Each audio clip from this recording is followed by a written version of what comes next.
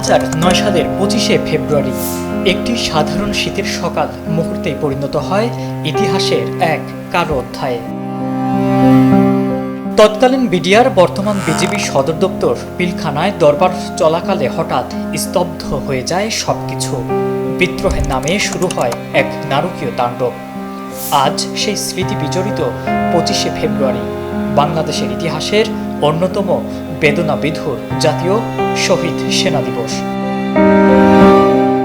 সকাল 9:27 দরবার হলে বিডিআর মহাপরিচালক মেজর জেনারেল শাকিল আহমেদ যখন ভাষণ দিচ্ছিলেন, তখনই অস্ত্রধারী কিছু বিদ্রোহী ভেতরে প্রবেশ করে।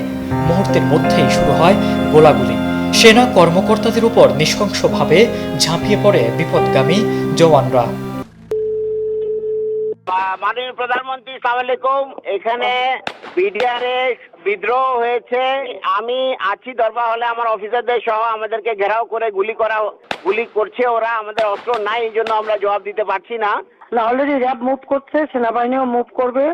আপনি যত দ্রুত পাঠাবেন তত তাড়াতাড়ি পরিস্থিতি আমরা সামাল দিতে পারবো। যাচ্ছে, আমি দেখি হেলিকপ্টার পাঠাচ্ছে।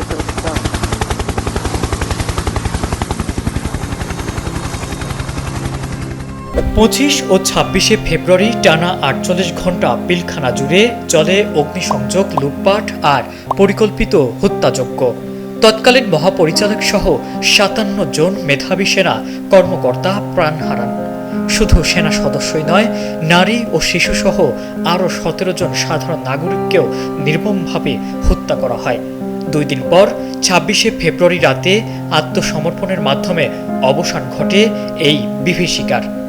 পরদিন গণকবর থেকে উদ্ধার করা হয় শহীদদের রক্তাক্ত মরদেহ। স্তব্ধ হয়ে যায় পুরো দেশ। এই নৃশংস ঘটনার পর শুরু হয় দীর্ঘ বিচার প্রক্রিয়া।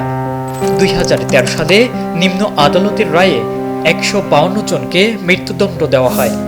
পরবর্তীতে 2017 সালে হাইকোর্ট 139 জনের মৃত্যুদণ্ড বহাল রাখে। তবে পিলখানা ট্র্যাজেডির পেছনের মূল ষড়যন্ত্র নিয়ে জনমনে প্রশ্ন থেকেই যায়। দীর্ঘ 1.5 দশক পর 2024 সালের 5 আগস্টের গণ অভ্যুত্থানের পর অন্তর্বর্তীকালীন সরকার এই হত্যাকাণ্ডের পূর্ণ তদন্ত শুরু করে।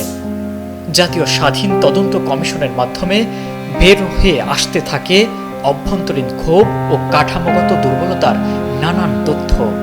জাতির সামনে এখন নতুন করে উন্মোচিত হচ্ছে সেই ষড়যন্ত্রের নেপথ্য কারণ। আজ সরকারি সিদ্ধান্তে পালিত হচ্ছে জাতীয় শহীদ সেনা দিবস। বনানী সামরিক কবরস্থানে শহীদের প্রতি শ্রদ্ধা জানাচ্ছেন রাষ্ট্রপতি ও প্রধানমন্ত্রীর প্রতিনিধি, 3 বাহিনীর প্রধান এবং সাধারণ মানুষ। শহীদদের স্মরণে আজ পতাকা নমিত, কণ্ঠে শোকের সুর। প্রধানমন্ত্রী তারেক রহমান তার বাণীতে বলেছেন, ফ্যাসিবাদ মুক্ত বাংলাদেশে এই হত্যাকাণ্ডের নেপথ্য কারণ এখন দেশবাসীর কাছে স্পষ্ট। 17 বছর পার হয়ে গেলেও পিলখানার সেই ক্ষত আজও শুকায়নি। এটি শুধু একটি বিদ্রোহ ছিল না, ছিল দেশের সার্বভৌমত্বের উপর এক চরম আঘাত। শোক আর স্মরণের মধ্য দিয়ে জাতি আজও দাবি করে সুষ্ঠু বিচার ও সত্য উদ্ঘাটনের মাধ্যমে শান্ত হবে শহীদদের বিদেহী আত্মা। ইব্রাহিম প্রামাণিক, ডেইলি সান।